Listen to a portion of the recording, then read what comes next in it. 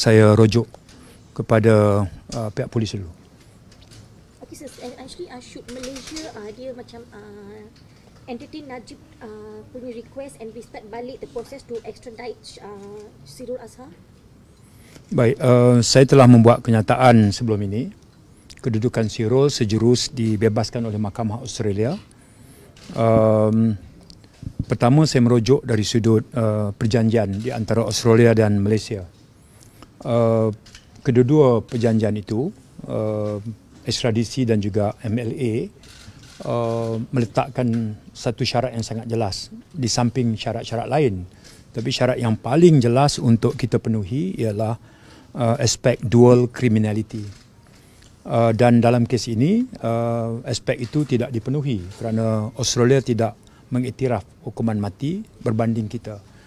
Di sisi lain, kita juga telah melalui dua perubahan akta mandatory, death mandatory dan juga berkenaan dengan hukuman seumur hayat 30 tahun. Jadi dalam kes ini sejurus Sirul dibebaskan, bermaksud siapa yang patut memulakan proses itu untuk tujuan semakan. Kita tahu kita ada lebih 1060 banduan akhir dan itu melibatkan status Sirul dan juga Azilah.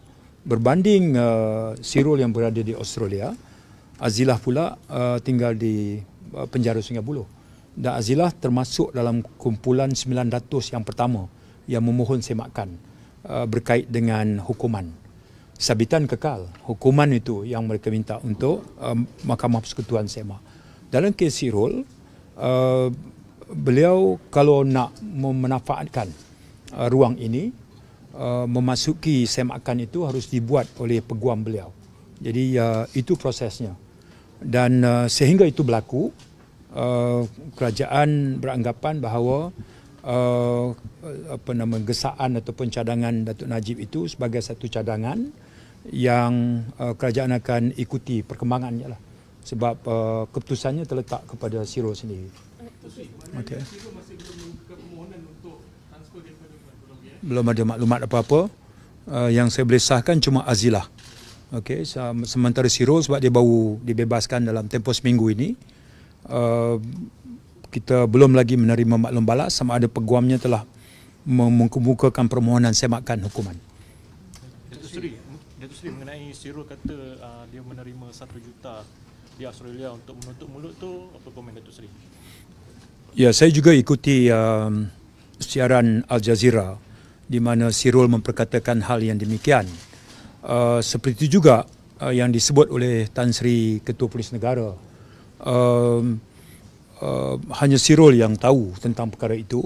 Tapi kalau berdasarkan kepada butiran perbicaraan, hal itu tidak dikemukakan ketika perbicaraan tempoh hari. Jadi dia kekal sebagai satu kenyataan daripada Sirul dan hanya dia boleh menjawablah kenapa sekarang dibangkitkan ataupun apakah tujuan sebenar dan sebagainya. Saya tak mau bagi komen bab itu.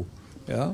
Yang jelas seperti juga rakan-rakan media, saya juga mengikuti itu sebagai satu kenyataan terkini daripada Sirul.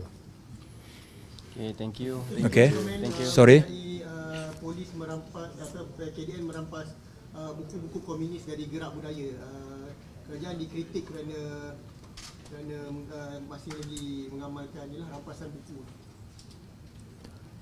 Ambil kot, bukan rampas lah. Ambil kot. Sebab Gerak Budaya pun bagi tahu pegawai penguatkuasa bertindak dengan sopan. Jadi saya fikir saya pilih perkataan yang lebih lunak. Rampas ni konotasinya agresif, kasar sebagainya kan. Jadi saya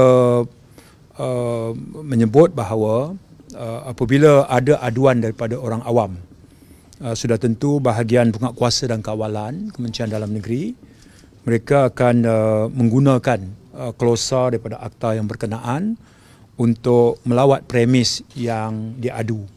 Kemudian mengambil beberapa bahan, beberapa buku yang terlibat. Jadi prosesnya adalah bahagian pengawalan dan penguatkuasa dan kawalan ini, mereka ada panel yang akan meneliti. Jadi pada akhir penelitian itu, umpamanya jika isi kandungan itu tidak memaparkan elemen yang dimaksudkan, mereka akan pulangkanlah. Itu proses yang biasa seperti mana yang dibenarkan bertindak di atas aduan awam. Jadi di situ dulu, okey. Jadi biar kita benarkan proses itu berlaku. Ya, kritik dan pandangan itu pelbagai.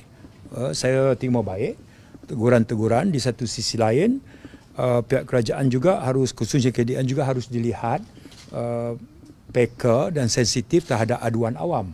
Jadi kita kena cari jalan seimbang di situ. Okay?